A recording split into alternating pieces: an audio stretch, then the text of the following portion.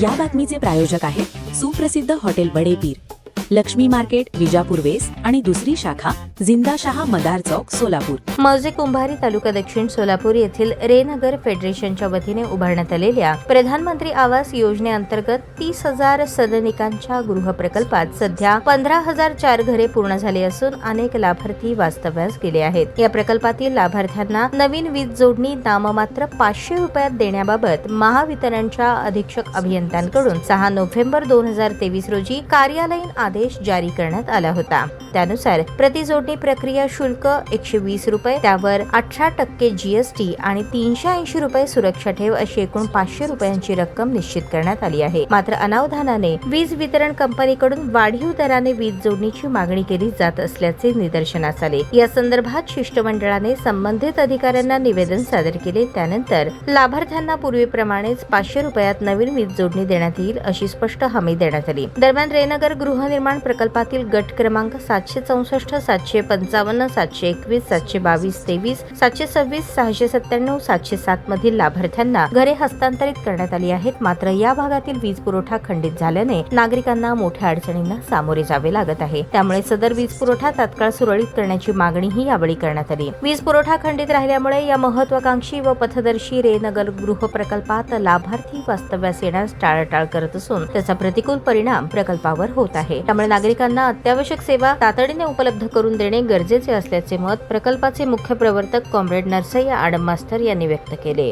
शुक्रवार 10 एप्रिल 2026 रोजी रेनगर गृहनिर्माण प्रकल्पाच्या वतीने ज्येष्ठ नेते तथा माजी आमदार कॉम्रेड नरसय्या आडम यांच्या मार्गदर्शनाखाली महावितरणचे अधीक्षक अभियंता सुनील माने यांना निवेदन सादर करण्यात आले. यावेळी शिष्टमंडळात कॉम्रेड युसुफ शेख मेजर, दाऊद शेख, नरेश दुगाणे, वीरेंद्र पद्मा, पांडुरंग मेत्रे आदींचा समावेश होता. ताज्या बातम्या पाहण्यासाठी प्राईम महाराष्ट्र न्यूज चॅनलला सबस्क्राईब करा.